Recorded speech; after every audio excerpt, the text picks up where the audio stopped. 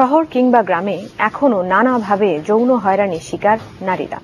গবেষণা বলছে শহরে নারীদের শতকরা ৮৭% কোনো না কোনো ভাবে নিজেদের অনিরাপদ মনে করেন। আবার হয়রানির শিকার হওয়া নারীদের অধিকাংশই পুলিশের সাহায্য নিতে চান না, কারণ তারা মনে করেন এটি একটি বাড়তি ভোগান্তি। তাই ঘরে বাইরে নারীর নিরাপত্তা নিশ্চিতের তাগিদ দিলেন বিশ্লেষকরা। জিনিয়া কবির সূচনা রিপোর্ট, ছবি তুলেছেন খান আল মামুন। তিনি একজন কর্মজীবী নারী, অভিজ্ঞতা আছে অন্তত ৩টি বেসরকারি প্রতিষ্ঠানে কাজ করার। থাকেন রাজধানীর মিরপুরে। এর আগে চাকরি করেছেন দেশের আরেক বড় শহর চট্টগ্রামে। কিন্তু নারী হিসেবে শহরের পথঘাটে চলতে ফিরতে এমন কিছু ঘটনার মুখোমুখি হতে হয়েছে যা তাকে কেবল হতাশই করেছে।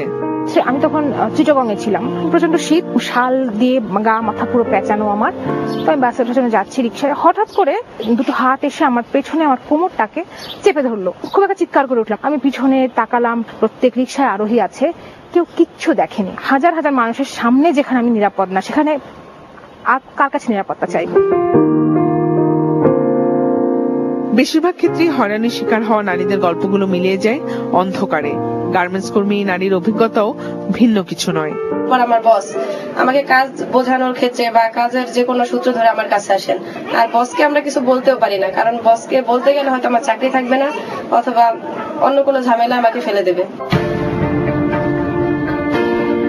কর্মই যেহেতু জীবন, তাই জীবনের তাগিদে পথ চলার প্রতিদিনে নিজেকে বাঁচিয়ে চলতে হয় নারীকে, সেটা হোক কর্মক্ষেত্রে কিংবা কর্মক্ষেত্রে যাবার পথে। বেসরকারি সংস্থা অ্যাকশন এইডের সাম্প্রতিক জরিপ বলছে শহরে ৮৭% নারী কোনো না কোনো ভাবে নিজেকে অনিরাপদ মনে করে। জরিপে আরো উঠে এসেছে ৪৭% নারী হয়রানির ভয়ে নির্দিষ্ট এলাকা এড়িয়ে চলেন, আর জনবহুল এলাকা এড়িয়ে চলেন 23% নারী। গণপরিবহন ব্যবহার করা বন্ধ করেছেন 13% নারী।